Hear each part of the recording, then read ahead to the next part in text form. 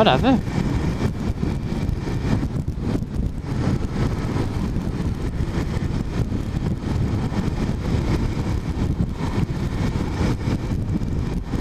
So, hey guys, how are you all doing today?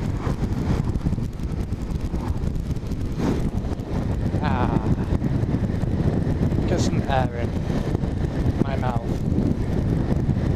Not as sunny as I thought it was gonna be.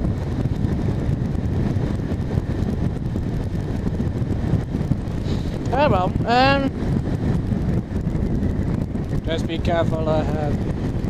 Trucks are maneuvering. But anyway, people's, if you wonder what the difference is between brake horsepower and torque, well, here's the answer basically. BHP gives you, albeit with downforce and that lot, your top speed and acceleration in one way, but it's acceleration in first to fourth, or not in fifth.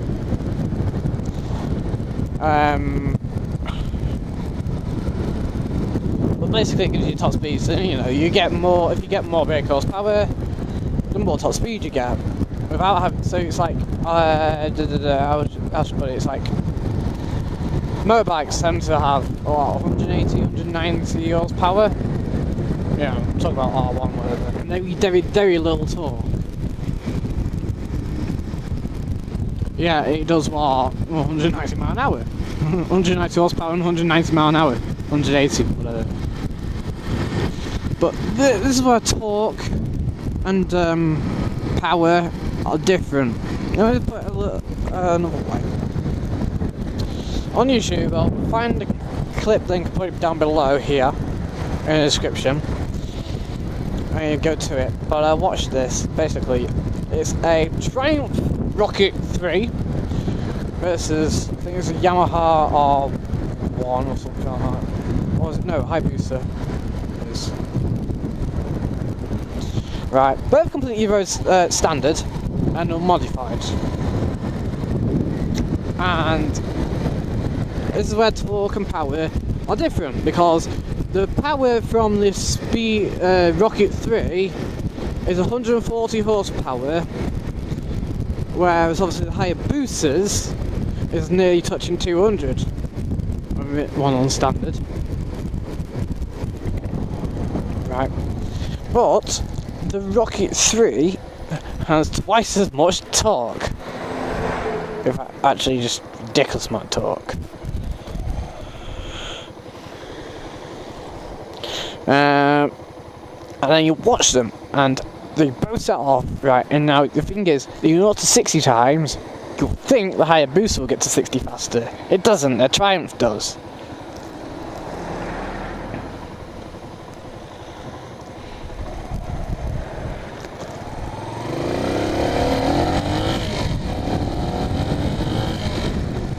And that sort of torque there, yes, that whole gruntiness without having to pull a pissing wheelie or trying to master the clutch very well. I mean, torque's a bit evil actually, because I mean, if you do let the clutch out, you will bloody wheelie.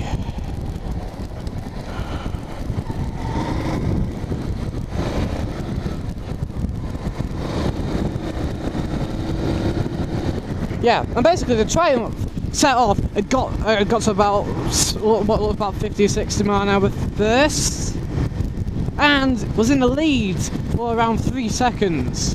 2-3 seconds. Then the Hayabusa just sort of went vroom, straight past. They both rolled off at the same time as well. Well, that's where torque's different. Where torque and power also are different is pulling weight, including the bike itself. Now buses, this is what I think, buses have around 190, I think like a single decker bus will have 190 horsepower, but it only revs to about 2,500 RPM, right? of the car's diesel 4,500 RPM. And that's why when you see a single decker bus and you go to a hill like that, the car will actually struggle to keep up with the bus up a hill. Well, basically the bus will go up a hill. No more different is it on the straight road. It pulls up really, really well up a hill with all that weight, and you'll think you'd be, actually no, why isn't it slowing down and stopping? Well, it's because of torque. That's what torque does. It's your pulling power. If it had the opposite effect, i.e. 190 horsepower and no torque, then it would actually stop on the hill. Basically, if a car had the same weight as a single decker bus, had 190 horsepower, but with, like, you know, petrol engines, like a 2 litre petrol, 2 litre Type R engine.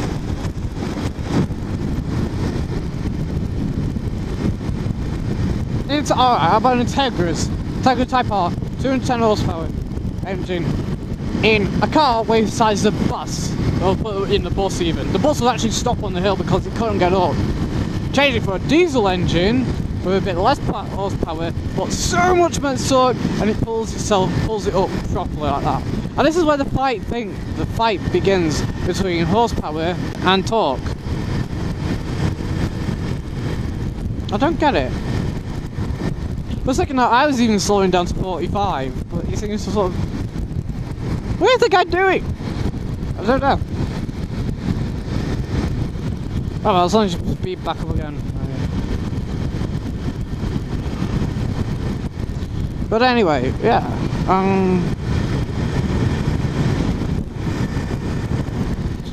So, and the other thing with torque, and difference between torque and horsepower, yeah, this is what the fight... Is he slowing down? Jesus Christ!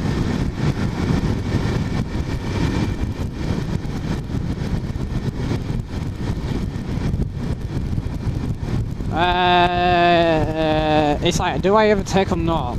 I'm doing 40. And it seems to be a bit over the road, and that's where your thing goes as you go. Do you sit behind and wait for him to crash, or do you get past him so if he crashes, you're not there?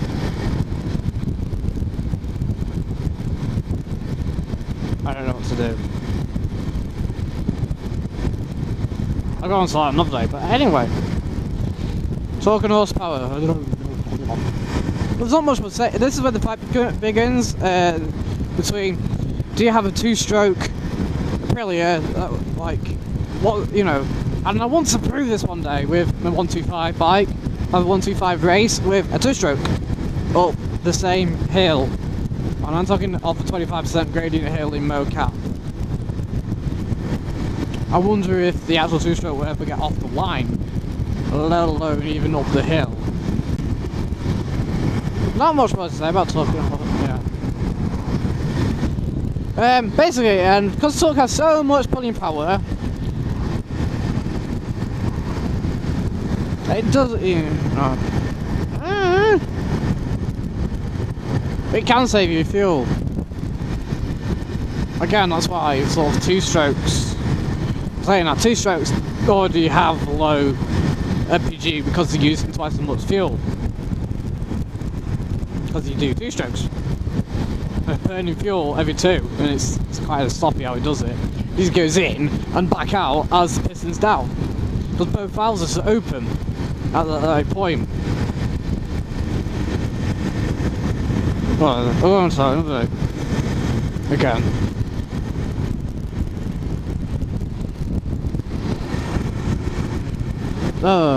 Right, I'll see you guys later. Bye bye for now.